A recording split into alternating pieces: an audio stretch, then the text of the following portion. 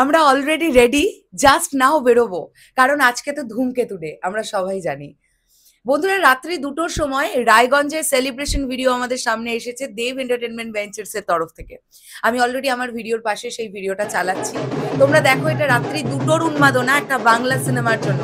এটা কিন্তু কোনো বলিউড ফিল্ম না বা কোনো সাউথ ইন্ডিয়ান ফিল্ম নয়, এটা আমাদের বাংলা সিনেমা। আর আমি ঠিক এই কারণে থাম্বনেলে লিখেছি যে দেব শুভশ্রী বাংলার গর্ব ফেরালো। এর আগে সেপারেটলি দেবদা খাদানের সময় একটা মানে আলাদা লেভেলের কিছু ঘটিয়ে ফেলেছিল। আর এইবারে দেব শুভশ্রী ম্যাজিক করছে। এটার সঙ্গে সঙ্গে আমরা আরো একটা বিষয় নিয়েও কথা বলবো।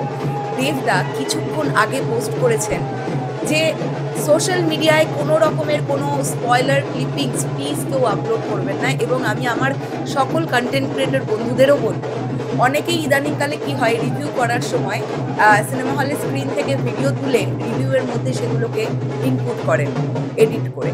সবার কাছে একটাই রিকোয়েস্ট, প্লিজ আমরা এগুলো থেকে বিরত থাকি। কেননা আজকে সবেমাত্র ছবিটা রিলিজ, আগামীকাল 15th অগস্ট, পরশুদিন 16th অগস্ট জন্মাষ্টমী, তো পরপর ছুটির দিন আছে।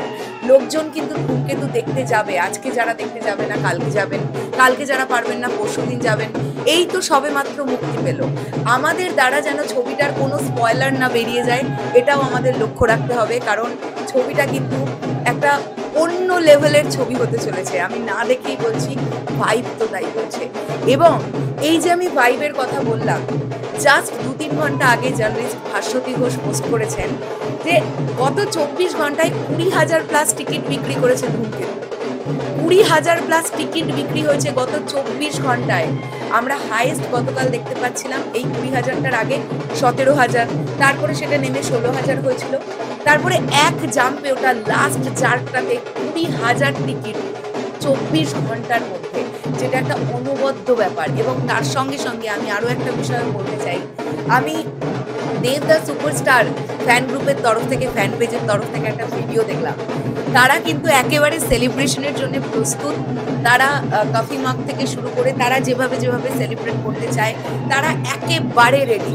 এবং আমার কোথাও গিয়ে মনে হয় বাঙালি দর্শক একেবারে রেডি না হলে, আপনারা ভাবুন না, কলকাতার বুকে আইনক্স সকাল 7টায় হাউসফুল যায় এবং সকাল 7:05 সিনেপলিস লেক মল, যেখানে আজকে ধূমকেতু টিম থাকার কথা, প্রযোজক রানা সরকার তেমনটাই পোস্ট করেছেন, সেই শোটা পর্যন্ত বোধহয় এখন ফিলিং ফার্স্ট অথবা হাউসফুল হয়ে গেছে। আপনারা আমাকে কমেন্ট করে জানাবেন। প্রতিটা শো আজকে আইনক্স হাউস থেকে হাউসফুল হাউসফুল। এবং শুধু আইনক্স বলে বলছি না, INOX, PVR, Cinepolis, multiplex chain তো বটেই, তার সঙ্গে সঙ্গে এসভিএস সিনেমাস, তার সঙ্গে সঙ্গে সিঙ্গেল স্ক্রিনস, সব দিকে আজকে শুধু ধূমকেতুর জয় জয়কার। আজকে আপনারা কেন বলবো, আমিও, আমরা সবাই আরো একবার দেব শুভশ্রীর ম্যাজিকটা যেমন পাবো, তার সঙ্গে সঙ্গে দেখবো একটা দুর্দান্ত গল্প। তো আজকের প্রথম ভিডিওটা এটাই ছিল। দেখা হচ্ছে আবার সাউথ সিটি মলে গিয়ে আপনাদের সকলের সামনে। দেখা যাক ওখানে গিয়ে আমরা কি দেখতে পাই, কতটা সেলিব্রেশনে মেতে উঠেছে যে সকল লোকজনেরা গেছেন আজকে ফার্স্ট শো দেখতে। কলকাতার ফার্স্ট শো কিন্তু সকাল 7টা, আইনক্স সাউথ সিটি। আর পুরো ওয়েস্ট বেঙ্গলের ফার্স্ট শো গতকাল রাত্রি 2টোর সময় হয়ে গেছে রায়গঞ্জ কল্যাণী এসবিএস সিনেমাসে। শেষ করলাম ভিডিওটা, আসছি আবার খুব শিগগিরই। তাহলে এখনের জন্য টাটা।